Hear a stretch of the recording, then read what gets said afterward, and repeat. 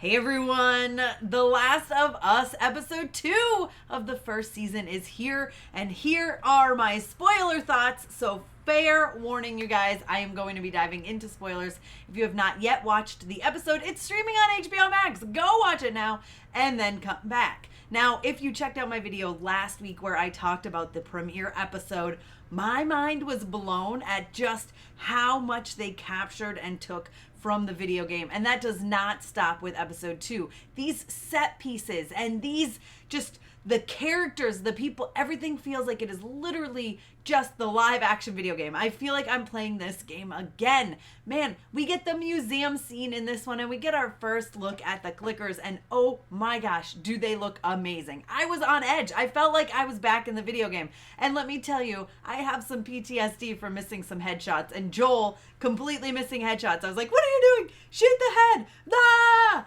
Like that, I was like, sneak up behind him, stab him with the knife. Like, come on, this is how we do this. Like, it was so funny because I felt like I was back in the game playing the game. I loved this episode. Last episode, I gave a 5 out of 5. I mean, this is continuing to be just a perfect show. What I love so much about this episode is that it starts off at the beginning with the actual outbreak, okay? We get to see the outbreak in Jakarta, and I think that was a brilliant move because that's something we didn't really get to see in the game. They mentioned it last week, but we got to actually see it. We see this doctor of mycology, right, being brought to check out what is going on. Hey, look at this sample. What's going on? That's from a human. This can't exist in humans. Oh, let's see this lady. Oh, she got this bite. Oh, she's bit 4 other people. Oh, you killed them. Good. Who bit her? We don't know. How many people are missing from the factory? 14? What can you do about it? Give us a cure. Give us a vaccine. Give us some medicine. Yeah, we can't. So what do you suggest we do? Bomb this place. Can you bring me to my family so I can say goodbye to them? Like, that was so intense.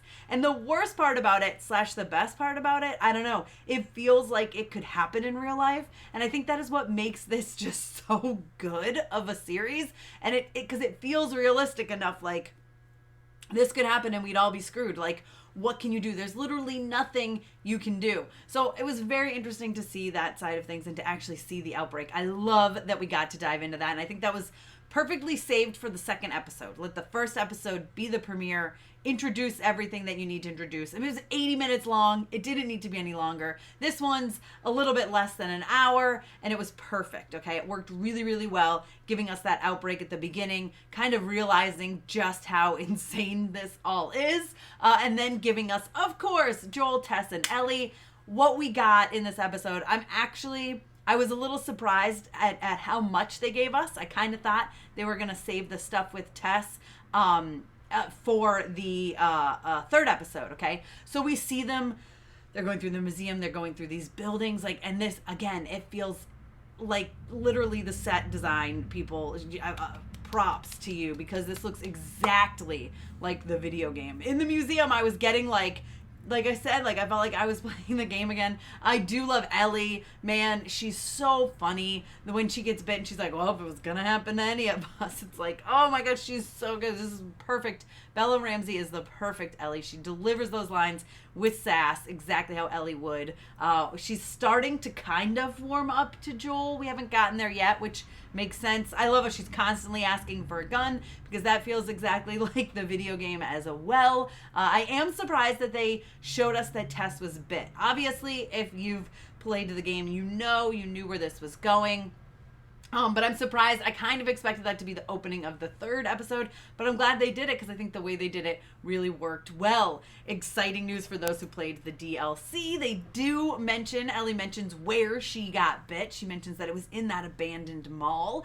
She does not admit that she was with her girlfriend there or her friend, that I think they were in love, you know? I mean, she doesn't mention any of that, so we'll hopefully see that in the future. I'm sure we will. But she does mention them all, so that was kind of exciting to see. I mean, there's a lot that happened in this episode for just like a 55-minute episode.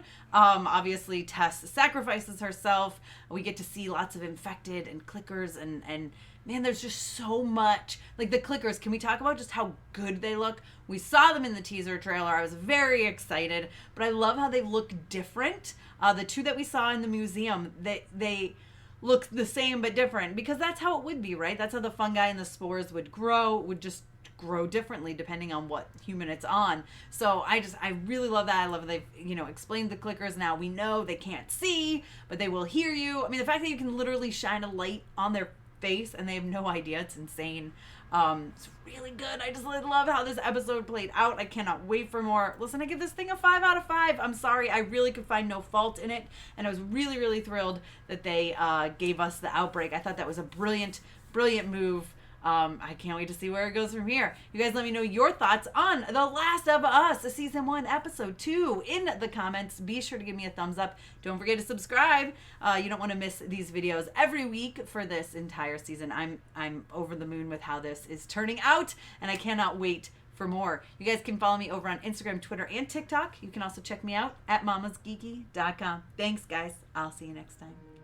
Thank you so much to all my monetary supporters, my members, and my Patreons. Love you guys.